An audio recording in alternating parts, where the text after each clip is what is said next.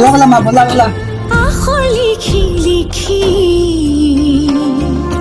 মইনা তই ডাঙৰে হলি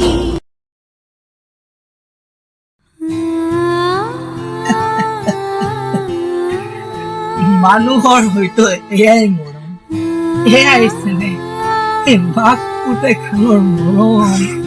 সেইকাৰণে হয়তো মানুহক কয় জীৱ শ্ৰেষ্ঠ মানৱ বুলি। আজিকালি ল'ৰাবোৰৰ এইবিলাক স্বভাৱেই নাই। মাক বাপাকক মৰম কৰা, সন্মান কৰা, ডাঙৰক মৰম কৰা, সন্মান কৰা। আজিকালিৰ এই নৱ প্ৰজন্মবোৰ এইবিলাক নাজানাই নহয়। আৰু এই ধ্বংসকাৰী বিধ্বংসকাৰী এই নতুন নতুন বস্তুবোৰ আমি এই মানুহৰ জীৱন একেবাৰে ধ্বংস কৰি পেলালে।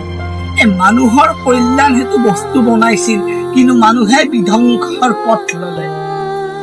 বাকী যাই হওক, তহঁতে সদায় এনেকৈ ভালেই থাকিবি। ভগৱানে মংগল কৰক তহঁতৰ।